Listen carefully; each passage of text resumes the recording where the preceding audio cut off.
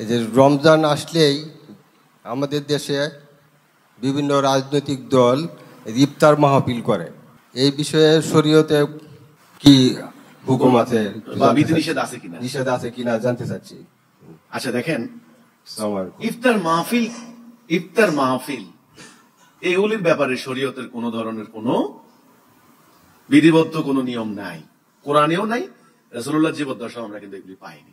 আজকে যেভাবে একেবারে রাজনৈতিক ভাবে ঘটা করে ইফতার মাহফিল, সেটা না। কিন্তু একজন সাইয়িমকে, একজন রোজাদারকে ইফতার করানোর ক্ষেত্রে অনেক সওয়াবের কথা বর্ণনা আছে হাদিসে। আপনি একজন সাইয়িমকে তার আপনি ইফতার করান, আপনার সওয়াব হবে। এই ব্যাপারে হাদিসে কিন্তু অনেক হাদিস আছে, বলতে গেলে অনেক হাদিস বলা যায়। ঠিক আছে, এখন ইফতারের ক্ষেত্রে অনেকে খেজুর হলো সুন্নত। আরে ভাই, আরবের লোকেরা খেজুর খেতেন, তাদের খেজুর দিয়েই ইফতার করতে। এখন আপনি সুন্নত আদায় কল্পে আপনাকে খেজুর খেতেই হবে, আমি মনে করি এ ধরনের কোন বাধ্যবাধকতা কিন্তু নাই, কোরআনেও নাই। হ্যাঁ, আপনি খান, রাসূল খেয়েছেন, আপনি রাসূলকে ভালোবেসে খান, সমস্যা নেই। কিন্তু না পারলে যে পানি খেলে যে ইফতার হবে না, তার কোনো মানে নাই। এখন রাজনৈতিক দলগুলি বাংলাদেশের এখন তো ধর্মকে ব্যবহার করে এখন এখানে রাজনীতি হচ্ছে, এখানে ধর্মীয় সেন্টিমেন্ট, মানে বাংলাদেশের রাজনৈতিক বাস্তবতায় এটা কিন্তু সবাই স্বীকার করছেন। 92% মুসলমানের এই দেশে এটা ভোট ব্যাংক, বিশাল একটা ভোট ব্যাংক। এটা ভোটাররা দেখে যে ইয়েগুলি, যারা পলিটিক্যাল পার্টি বা রাজনৈতিক দল, তারা দেখবেন তারা সেকুলার দল করে, তারা তাদের এজেন্ডা কিন্তু আল্লাহর বিধান না। তারা কথায় কথায় গণতন্ত্রের কথা বলতে বলতে মুখে ফেনা তুলে ফেলে। তারা সমাজতন্ত্র আদর্শ ধারণ করে, সেকুলারিজম ধারণ করে, ইসলামের কোনো কথা নাই তাদের।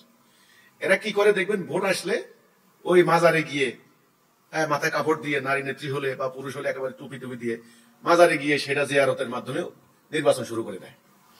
এরপরে মক্কায় হজ করতে গিয়ে অন্যান্য হাজী সাহেবদের সঙ্গে নিজের মানে হজের পোশাক দিয়ে ছবি তোলে, এটা প্রচার করে। পোস্টারের মধ্যে দেখবেন মাথায় টুপি, হেজাব লাগানো, দাড়ি টাড়ি দিয়ে, মানে নিজেদেরকে ধার্মিক একটা ভাবমূর্তি প্রতিস্থাপনের জন্য এই ধরনের রাজনীতি আমাদের দেশের সংস্কৃতি আছে। যদিও এরা সত্যিকার অর্থে আল্লাহর বিধান মানতে প্রস্তুত নয়, এটা তো আছে, মানে ধর্মকে রাজনীতির হাতিয়ারে ব্যবহারের সংস্কৃতি।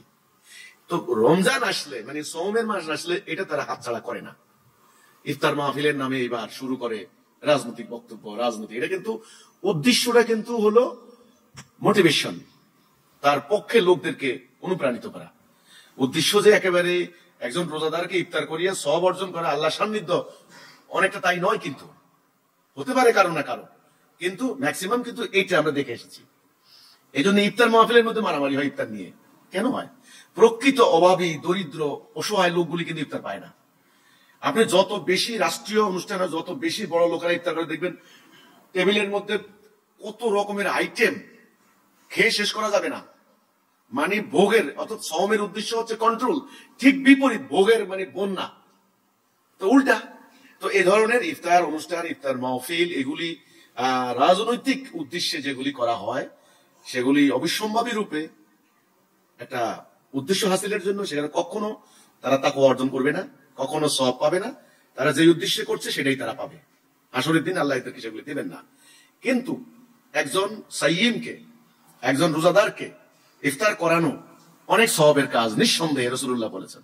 এই হচ্ছে কথাটা।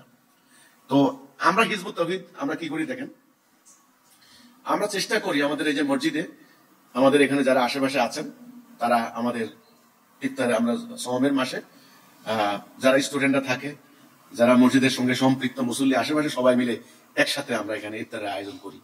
এখানে কোনো ভেদাভেদ নাই, এখানে কোনো শিশু, বৃদ্ধ, ধনী, গরিব, কোনো ডিফারেন্স নাই। সবাইকে একরকম খাবার দেওয়া হচ্ছে এবং সবাই মিলে এটাকে পার্টিসিপেট করছে। এবং এখন আপনি শুনলে খুশি হবেন, সারা ওয়ার্ল্ডে অনেক মসজিদ থেকে কিন্তু এই ধরনের উদ্যোগ নেওয়া হচ্ছে, যেটা রাজনৈতিক এক সময় করা হতো, ইদানিং হচ্ছে।